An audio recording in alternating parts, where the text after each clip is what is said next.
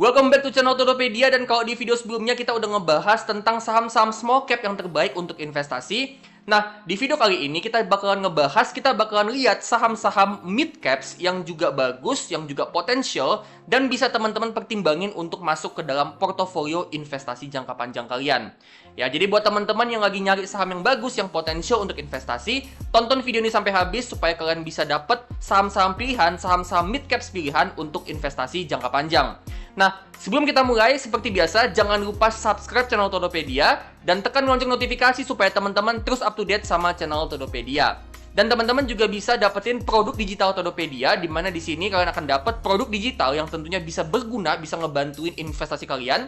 Kalian bisa masuk ke link.id/Todopedia, atau teman-teman juga bisa akses itu lewat channel page Todopedia. Kalian masuk ke bagian tab store. Nah, teman-teman juga bisa join program membership Todopedia, di mana di sini kalian akan dapat banyak extra benefit. Ya, cara joinnya teman-teman langsung aja klik tombol join, tombol gabung yang ada di bagian bawah video. Nanti semua benefitnya teman-teman bisa dapetin di playlist konten khusus membership, playlist deep analysis, dan juga playlist artikel premium khusus member.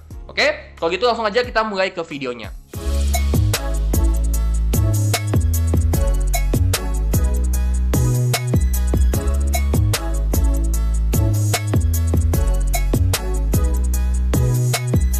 Oke teman-teman, so kita bakalan bahas saham-saham mid caps yang terbaik untuk investasi. Ya, di sini kita bakalan screening ya saham-saham mid caps mana aja nih yang bagus untuk investasi. Nah, untuk nge-screening saham-sahamnya, untuk milih saham-sahamnya, kita bakalan pakai screener dari Stockbit. Ya, jadi teman-teman masuk aja nih ya ke stockbit.com/screener. Ya, nah pertama kita masukin namanya dulu. Ya, di sini gue pakai nama mid caps screener. Ya. Mid cap screener, gue pakai nama itu. Nah, untuk deskripsi teman-teman bebas mau isi atau enggak. Next, untuk stock universe kita mau pakai IHSG. Jadi kita ngefilter saham-saham yang ada di IHSG alias semua saham di Indo. Tapi kalau teman-teman pengen investasinya syariah, teman-teman bisa pilih ISSI atau JII. Oke, nah di video ini gue pakai IHSG.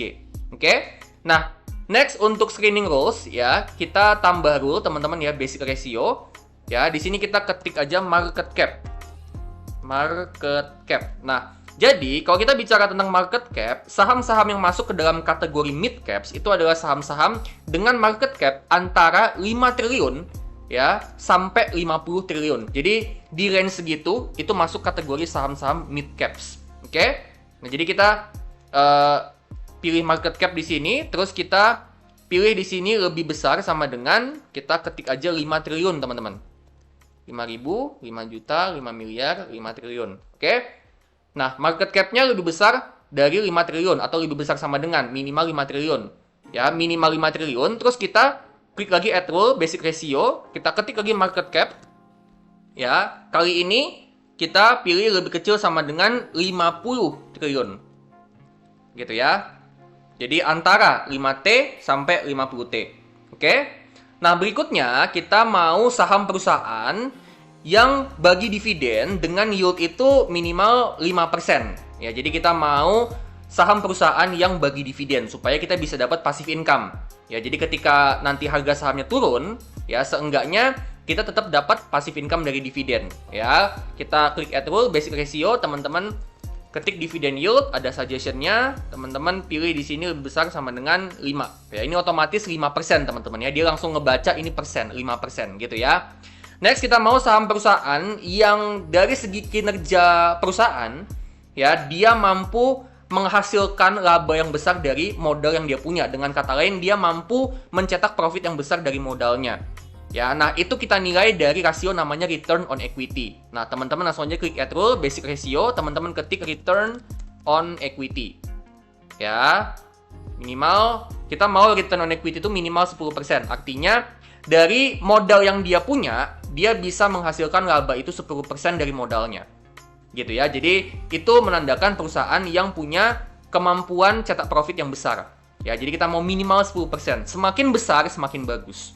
Gitu ya. Next, kita mau saham perusahaan yang bukan cuman dia cetak profit, bukan cuman dia cetak profit yang besar, tapi kita juga mau saham perusahaan yang bisa generate cash flow dari bisnisnya.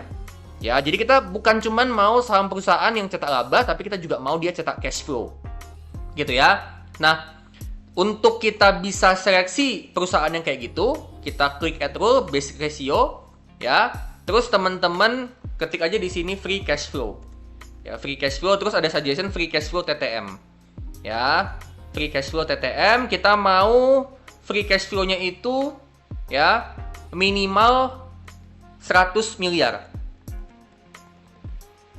Ya, jadi kita mau dia cetak free cash flow dan nominal free cash flow-nya itu kalau bisa bukan cuman positif, tapi kalau bisa nominalnya gede. Atau jangan 100 miliar deh. Kita mau 500 miliar. Ya. Nah, teman-teman pasti nih ya nolnya udah bener ya, 500 miliar. Jadi free cash flow-nya kita mau minimal 500 miliar. Artinya dia bisa cetak free cash flow yang gede dari bisnisnya. Gitu ya. Next, kita mau saham perusahaan yang dia mampu untuk membayar utang jangka pendeknya. Dan itu, untuk menilai itu, kita akan ukur pakai rasio namanya quick ratio. Teman-teman klik add rule, basic ratio, teman-teman ketik di sini quick ratio. Ya, terus kita pilih lebih besar sama dengan 1,2.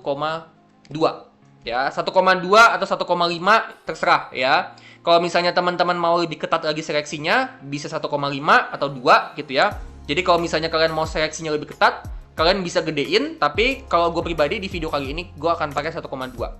Artinya apa? Artinya quick ratio ini adalah seberapa besar sih kasnya, investasi jangka pendek sama piutangnya, ditotalin semua, itu dibandingin sama kewajiban jangka pendek. Gitu ya. Nah, quick ratio itu adalah perbandingan itu. Jadi seberapa mampu sih kas dan investasi jangka pendeknya itu mampu membayar utang jangka pendek. Next, untuk yang berikutnya, kita mau saham perusahaan yang tentunya valuasinya murah, teman-teman ya. Jadi kita langsung aja klik add rule, ya, basic ratio. Nah, murah atau enggaknya itu kita lihat dari valuasi price to earnings, ya. Jadi kita langsung aja ketik di sini PE ratio, ya, price to earnings ratio TTM, kita mau di bawah 12. Gitu ya. Jadi PE ratio di bawah 12 itu termasuk PE ratio yang termasuk murah. Nah, kita udah masukin semua kriterianya, teman-teman ya. Kita udah masukin semua kriterianya. Nah, langsung aja kita klik screen ya. Dan di sini kita total dapat 11 saham, teman-teman ya. Ada ACES, LSIP, BSSR, SMSM, SGRO, Temposcan, Auto, ITMG, Akra, TAPG dan juga GEMS. Ya, jadi total kita dapat 11 saham.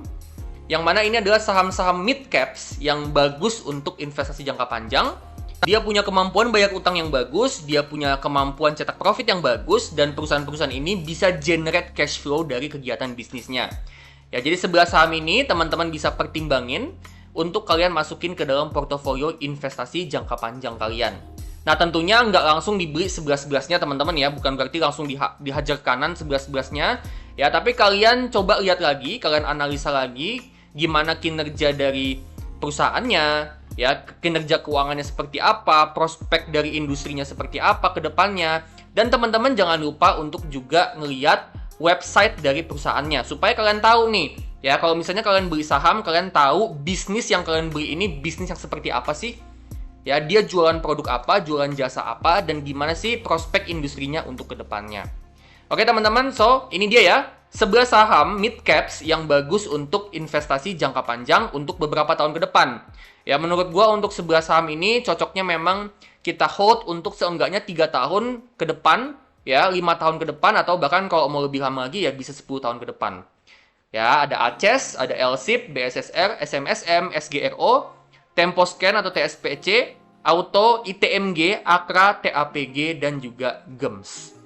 Nah, dari sini teman-teman bisa coba untuk otak-atik lagi screenernya supaya teman-teman bisa dapat saham yang terbaik dari 11 saham ini. Ya, jadi teman-teman bisa coba untuk buat kriterianya ini lebih ketat lagi supaya teman-teman bisa filter lagi nih dari 11 saham ini mana sih yang terbaik gitu ya. Nah, misalnya gue mau coba otak-atik untuk bagian PE ratio. Jadi gue mau saham-saham yang jadi pilihan, saham-saham mid caps yang jadi pilihan itu PE ratio-nya bukan di bawah 12 tapi di bawah 10. Ya, jadi gue mau mengerucut lagi nih saham-saham pilihannya. Bukan lagi PE-nya di bawah 12 tapi di bawah 10. Oke? Nah, kita langsung aja klik screen. Nah, dari 11 saham ya ternyata mengerucut jadi tinggal 9 saham. Gitu ya. Ada 2 saham yang gugur seleksi. Ya, sisa 9 saham ada ACES, LSIP, BSSR, SMSM, SGRO, Temposcan, Auto, ITMG, dan TAPG. Ya, jadi dari 11 saham mengerucut lagi ke 9 saham. Nah, Kita akan coba lagi teman-teman ya untuk otak-atik ya. Katakanlah gue mau untuk dividend yield-nya misalnya gue mau lebih besar, jangan 5%, gue mau misalnya 7% minimal. Ya, kita akan coba screening lagi. Nah, ternyata dari 9 saham itu berkurang lagi jadi sisa 7 saham doang nih. Ya, sisa 7 saham yang masih lolos seleksi. Ada ACES, BSSR, SMSM, Temposcan, Auto, ITMG, dan TAPG. Nah, jadi kayak gitu teman-teman ya. Kita memang tadi dapat 11 saham, tapi kalau teman-teman pengen supaya pilihannya itu mengerucut ke saham-saham yang terbaik, teman-teman pengen pilih nih dari 11 saham yang tadi jadi pilihan, mana sih saham-saham yang memang the best of the best. Nah, teman-teman bisa otak-atik screenernya supaya teman-teman bisa dapat saham yang terbaik untuk investasi jangka panjang. So, itu dia ya, gimana caranya kita seleksi saham-saham mid caps yang terbaik untuk investasi jangka panjang. Disclaimer ya, saham-saham yang gue sebut di sini, ini bukan ajakan sama sekali untuk jual ataupun beli saham-saham ini. Ini hanya hasil dari screening. Ya, jadi keputusan investasi itu 100% ada di tangan kalian masing-masing dan tetap do your own research. Di sini gue cuman bantu kalian untuk kasih pilihan, kasih referensi saham-saham mana aja nih yang bagus untuk investasi jangka panjang. Oke? Jadi keputusan investasi 100% di tangan kalian masing-masing. Nah, kalau kalian suka sama video ini, teman-teman bisa klik like, bagiin video ini ke teman-teman kalian. Kalian juga bisa komen sesuatu di kolom komentar, ya. Dan teman-teman juga bisa scan QR yang ada di kiri bawah ini, ya, untuk kalian kasih support ke Todopedia supaya kedepannya Todopedia makin semangat untuk bikin konten yang terbaik untuk kalian. Oke teman-teman, kalau gitu gua pamit dulu dan sampai ketemu di video selanjutnya.